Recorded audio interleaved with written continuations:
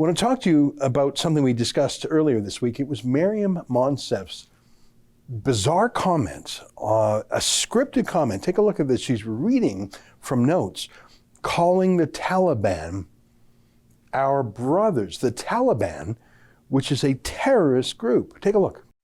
I want to take this opportunity to speak to our brothers, the Taliban.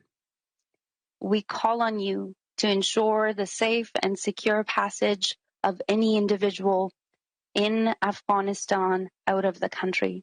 She was reading that from notes, and it came out that she has used that exact same phrase before. So this was not just something that popped into her mind. She doesn't do a lot of her own writing. She's not the sharpest knife in the drawer. So all of her speeches are written by staff, probably in this case by civil servants. So there must have been a bunch of eyes on that. The actual writer, the editor, the press officer, probably, I don't know, as many as 10 people would have seen that phrase, our brothers, the Taliban. And they all said, yeah, that's their thinking in not only the Foreign Affairs Ministry, but in the Ministry of Women's and Gender Equality, the Ministry of Women and Gender Equality. That's who Maryam Monsef is.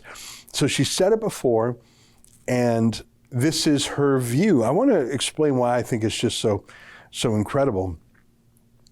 But I want to do so by showing you the reaction to that video by a senior international correspondent for the Globe and Mail. His name is MacKinnon. And a lot of people have mocked this, but really the elite of our media, MacKinnon, it doesn't get a higher height than him at the newspaper of record. Here's what he said. Let me show you his tweet. Dear Canada. I love that. It's very condescending. Dear Canada. I mean, come on, Canada. You're so precious. Let me send you a little update. Dear Canada. Maryam Monsef decided to make a plea directly to the Taliban. Is that what this is?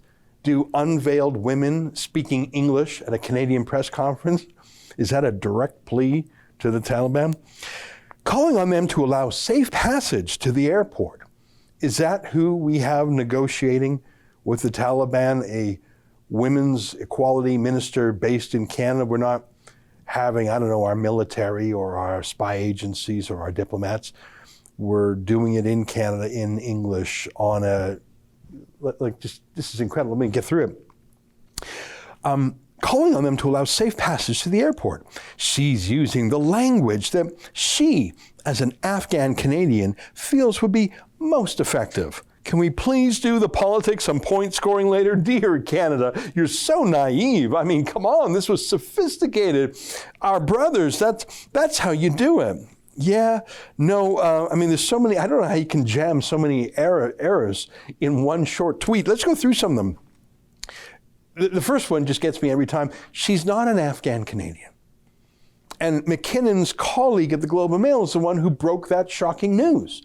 You see, her whole life she played the Afghan card. I'm a young Afghan woman. Talk to me about Afghanistan. Barack Obama even mentioned her when he came to visit Parliament in Canada. That's her storyline. The whole thing was fake. She was from Iran. She and her whole family lied on their immigration and refugee application because they knew that saying they were Afghans would get them in as opposed to saying if they were Iranian. Here's Bob Fife when he began to unravel her lies. So you were born in Afghanistan, correct? I believe I was. So she's not an Afghan Canadian. She's an imposter. It's atrocious to me that she remains in cabinet after having a fraudulent immigration application. Frankly, I don't even know if she should be a citizen. She got here through lying. But the next, and I mentioned this earlier, communicating with the Taliban. We know that she wasn't. She was communicating to Canadian voters.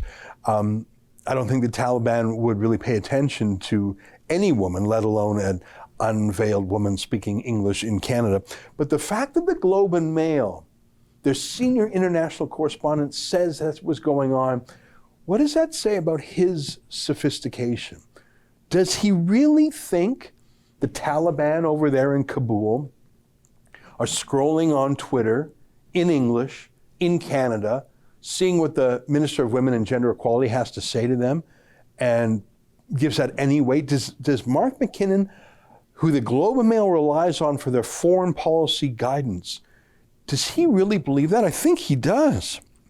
She's using that language that she thinks is most effective. Yeah, it's not culturally effective. It's not culturally appropriate, and we know that because an actual Afghan refugee woman named Zara Sultani said at great length in an explanatory column in the Toronto Sun, there is no context whatsoever that you would call a murderous terrorist group our brothers. None at all. Here's her column in the Toronto Sun. I don't know why Mark MacKinnon won't respect an actual Afghan refugee. I think his liberal partisanship is shining through.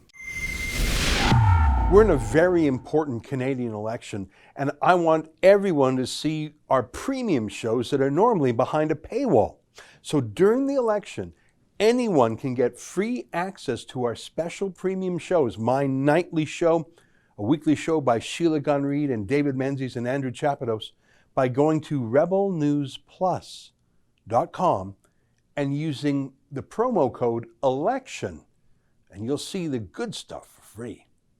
Go to rebelnewsplus.com and use promo code ELECTION.